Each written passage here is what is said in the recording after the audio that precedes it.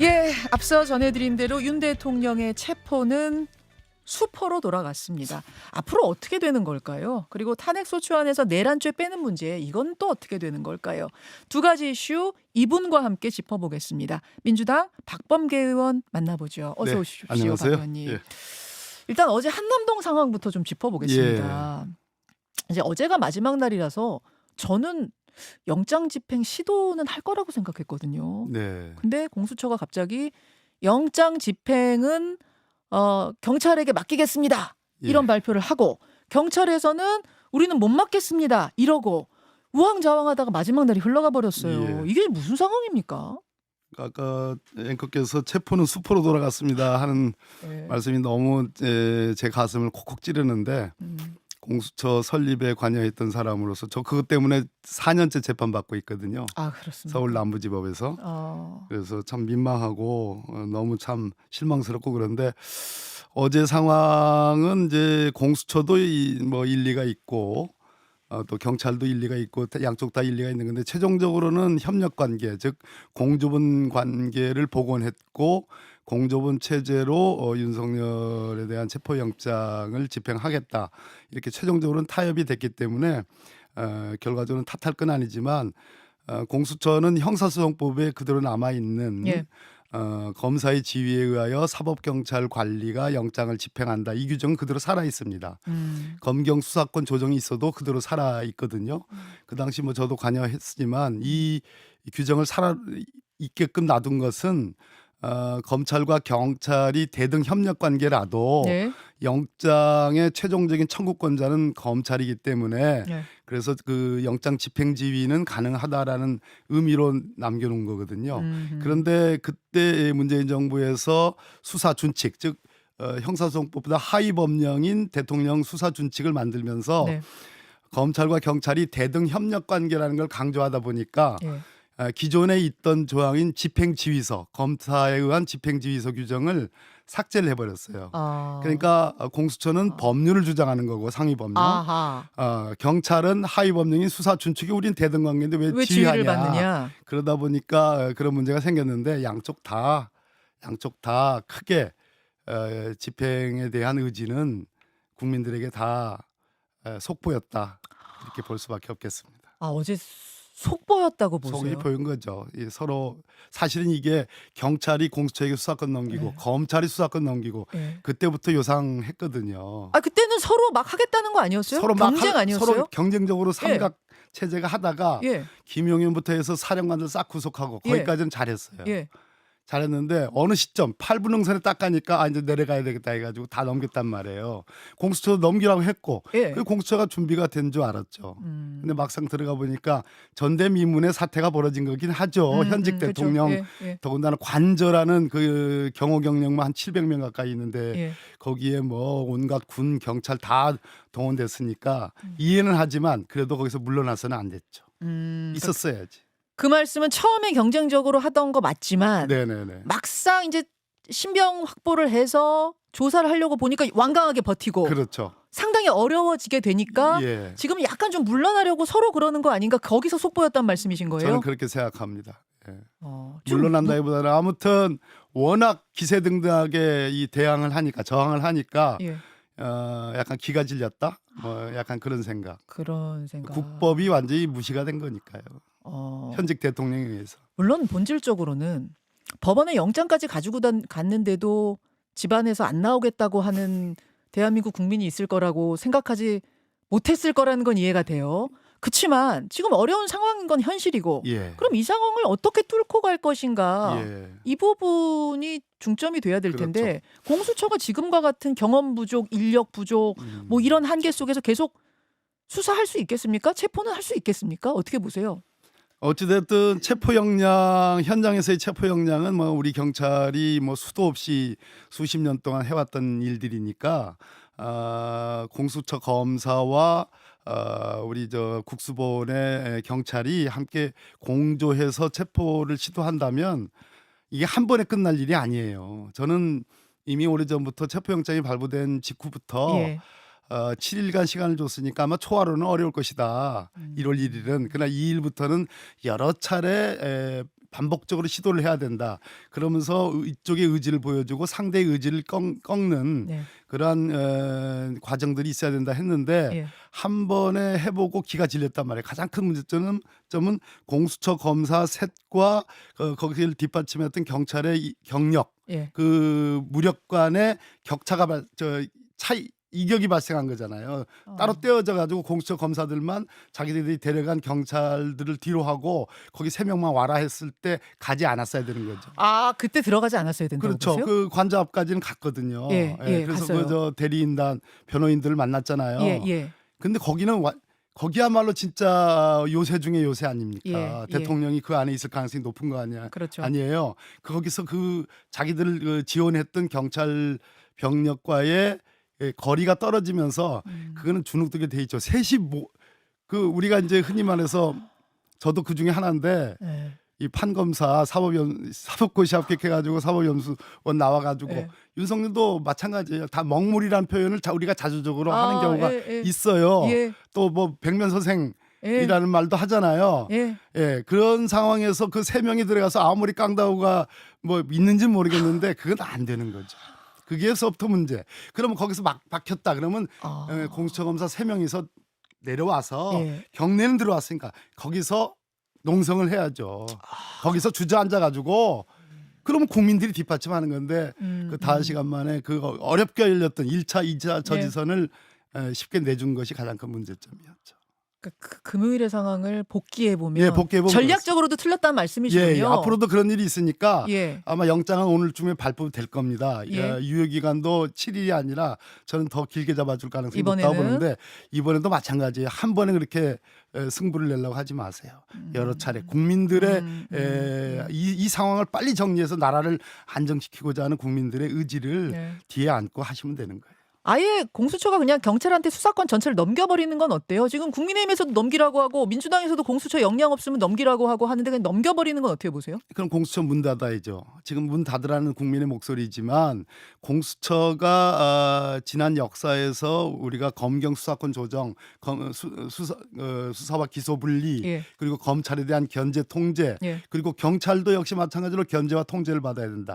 이 삼각 체제에서 나온 역사적 산물에 대한 그 중요성은 아무리 뭐 지금 현재 설립된 지 얼마 안 된 기관이고 의지와 역량이 좀 부족하더라도 그 점은 평가받아야 되기 때문에 그 경찰도 넘겼고 검찰도 넘긴 상태에서 나도 못하겠으니까 니들 또 가져가라 넘겨. 하는 거는 이 나라의 소위 사정 체계를 포기하는 거예요. 그럼 민주당에서 지금 그러려면 경찰한테 넘겨라 하는 거는 진짜 넘기라는 소리라기보다는 잘하라는 뭐 이런 아니요, 어떤 넘기라는 압박- 목소리도 있습니다. 실제로 이거는 제 있어요? 개인적인 의견입니다. 공수처를 만든 아하. 사람으로서 아, 개인적인 의견입니다. 그래서 다시 한번 오동훈 처장과 우리 이대환 차정인 이 두 부장검사께 얘기합니다. 알겠습니다. 박범계 의원은 뭐 개인적으로 공수처에 대한 네. 어떤 만든 분으로서의 애정이 있기 때문에 더 잘하라 이런 쪽으로 힘을 한 번 더 실어주시네요. 기회를 준다. 이 과정에서 최상목 권한대행이 더 적극적으로 나서야 되는 건 아니냐. 경호처한테 협조하라고 더 강하게 지시해야 되는 건 아니냐. 지금 민주당이 재촉하고 네네네. 있는데 어제 그 민주당 중진들 회의에서는 네. 얘기가 좀 엇갈렸대요. 네. 추미애 의원 같은 경우에는 최상목 대행도 탄핵해야 된다 네. 그랬고 박지원 의원 같은 경우에는 그거는 성급하다 이런 입장이었다고 하는데 박범계 의원님은 어떻게 보십니까? 저도 탄핵론 쪽이었습니다. 그래서 아, 그런데 이제 일단 지금 현재 상황이 최상목 대행에 대해서는 첫째, 과연 그 당시 국무회의 때 본인이 반대했고 가장 먼저 뛰쳐나왔다고 주장하지만 계엄 때요. 계엄 때 그 국무회의 때 네. 윤석열 대통령으로부터 받은 그 쪽지, 소위 비상입법기구, 대체입법기구에 대한 예비비 지원에 관한 그 쪽지를 본인이 읽지 않았다. 차관에게 줬다. 왜 차관에게 줬을까요? 우리가 흔히 저도 장관했습니다만 네. 제가 어떤 문건을 가지고 차관에게 주면 차관이 받을 때의 인식은 장관께서 이런 지시를 하는구나. 그럼 그 내용이 비상입법기구 대체기구를 만들라 그리고 예비비 지원하라 했으면 차관이 그거 계엄이 발동됐고 국회를 이제 거의 해산에 준하는 그래서 어떤 대체기구를 만들라는 취지구나, 돈을 만들라는 취지구나라고 이해하면 어떡하게? 그걸 왜 묻지 않았습니까? 그 부분에 석연치 않다. 그리고 그 이후에 지금 헌법재판관 임명을 쪼개기도 분수가 있지 3명 중에 2명을 임명하고 1명은 자기 자의적으로 해석해 가지고 선택적으로 임명하는 것. 그리고 이번에 체포영장 집행하는 데 있어서 태도가 좀 이상하잖아요. 마치 경호처의 도움을 원해서 지금 지키고자 하는 대행이 무엇 때문에 대행이 됐는데 그것은 윤석열이 소위 비상계엄을 통한 반란, 내란 때문에 대행이 됐으니까 그 점에 대해서 명확하게 설사 같은 배에 있었다 하더라도 지금 헌법과 법률의 명령에 의해서 지금 대행을 하고 있으니까 하기 싫으면 사표를 내면 그만이거든요. 그렇지 않지 않습니까? 대행은 대행대로 누리면서 윤석열을 보호하기 위해서 그렇게 뭐 경호 인력을 추가하라는 그런 지시했고 경찰이 항명과 같은 그런 일이 벌어졌다. 이쯤 되면 거의 직무유기라고 생각이 돼요. 그래서 탄핵해야 된다. 그래서 탄핵을 바로 탄핵을 하는 게 아니라 네. 제가 제시한 나는 몇 가지의 조건들 가이드라인을 제시해라. 예. 적어도 시한을 정해서 마저 헌법재판관 임명해라. 그리고 이번 체포영장 집행에 관해서 명확하게 지시를 해라. 언제까지라는 정도의 제시를 하고 그것을 이행하지 않는 경우 그럼 당신은 그런 뜻이 없는 것으로 우리는 간주한다. 그런 경우는 국민적 명분이 쓴다 이렇게 생각합니다. 근데 최대행도 지금 사표 내고 싶은 마음일 것 같은데 경제 생각하면 내가 경제 관료로서 경제부총리로서 나는 지금 사표 내고 싶어도 낼 수 없다. 지켜야 한다 뭐 이런 거 아닐까라는 생각도 좀 들고. 그렇게 숭고하다면 지금의 경제적인 불확실성, 대외 신인도의 문제 여러 가지의 원인이 뭔가요? 그 윤석열이라는 사람의 비상계엄 내란이 있었고 제2차 내란이 지금 관저 중심으로 한남동 중심으로 그 지역의 평온이 해쳐져 있지 않습니까? 일단 경호 경력들이 예. 수백 명이 무력으로 지금 폭동한 거나 다름없지요. 그리고 사법기능, 체포영장 발부한 법원의 기능이 훼손되고 있고 그것을 집행하러 들어가는 공수처와 경찰의 행정기능이 지금 훼손되고 있고 예. 거기에 지금 국민의힘 의원들이 수십 명이 떼거지로 가가지고 거기에 부안해동하고 있고 유튜버들과 보수 그 아스팔트 태극기 부대에 이런 것도 하나의 일종의 폭동 현상이고 국헌 분란 현상이거든요. 제2의 내란이란 말이에요. 그 점에 대해서 최대행이 고민하지 않는다면 그것이 경제 직접적인 타격을 주고 있다는 점을 전 최대행이 고민을 해줬습니다. 이게 뭐 모르겠습니다. 이제 말씀하신 부분 중에 근데 한덕수 권한대행도 탄핵했는데 최상목 권한대행도 탄핵한다고 하면 뭐 지금 말씀하신 이유들이야 있겠지만 탄핵을 너무 남발하는 거 아니야? 특히 경제부총리인데 탄핵하면 우리 경제 더 어려워지는 거 아니야? 이렇게 생각하는 국민들도 계실 것 같아서 역풍 같은 게 좀 우려되진 않으세요? 무엇이 본질이냐의 문제에 대해서 우리가 주목을 할 필요가 있는데 그런 측면에서 어제 중진회의 때 이제 많은 중진 의원들이 그 점에 대해서 우리 김현정 앵커님 말씀에 과 같은 취지의 말씀을 했습니다. 뭐 제 의견은 아닙니다만 예, 예. 그런 국민들도 계시지 그런 않겠냐는 시각을 겁니다. 얘기를 했습니다. 이재명 대표도 그래서 뭐 조급하게 결정할 문제는 아니다는 얘기를 분명히 했지만 본질적인 문제는 현재의 모든 이 대한민국의 국격을 상실하고 모든 혼란의 정점에는 비상계엄의 방식으로 내란을 획책했던 윤석열이라는 사람이 아직도 관저를 중심으로 그리고 집권 여당의 도움과 아스팔트 태극기 부대의 도움을 받으면서 심지어 군 경찰력의 도움을 받으면서 내란을 획책하고 있고 끝나지 않고 있는 것이 본질이죠. 알겠습니다. 자, 이렇게 수사는 난항을 겪고 있습니다만 헌법재판소의 탄핵 심판은 진행이 되고 있죠. 박 의원님도 국회 탄핵소추 네. 위원이시죠. 네. 근데 국회 탄핵소추단이 탄핵소추 사유 가운데 형법상 내란죄 부분은 철회하겠다 이렇게 밝히면서 네, 네. 이게 좀 감론을박이 있습니다. 여당에서는 짜장면에서 짜장을 빼자는 얘기다 이렇게 어제 설명을 하더라고요. 네. 이건 안 된다. 네. 일단 왜 철회하기로 결정하신 걸까요? 뭐 솔직하게 말씀드립니다. 지금 아까 말씀드렸듯이 현재의 내란 국면과 윤석열 대통령의 파면만이 대한민국의 국격을 새로 세울 수 있고 제대로 세울 수 있고 경제의 여러 가지 불확실성들을 제거하는 중요한 본질적인 이유다. 탄핵 심판은 빨리 가야 되고 파면은 빨리 해야 된다라는 우리 소추인단의 생각이고 어허. 그것을 재판부가 일정 정도는 받아들였다고 생각을 합니다. 이것은 이 탄핵 재판이라는 것은 형사 재판이 아니고 일종의 징계 재판입니다. 대한민국 최고 통수권자에 대한 징계 재판이에요.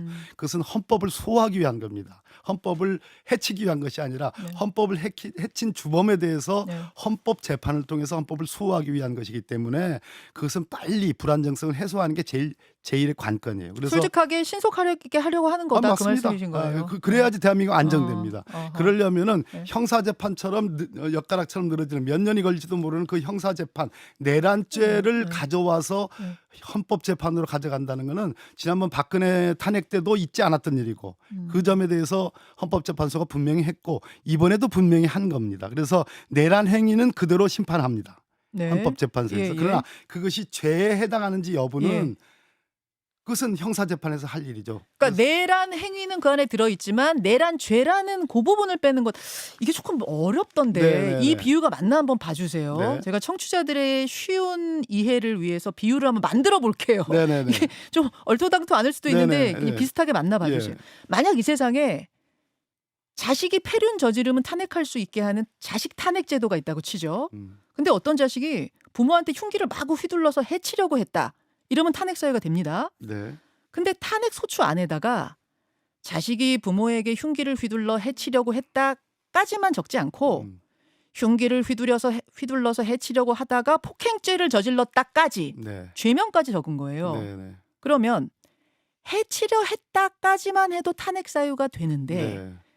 후자인 폭행죄를 저질렀다까지 적는 바람에 형사법적인 판결까지 지켜봐야 하는 네. 상황이 돼버린다. 네.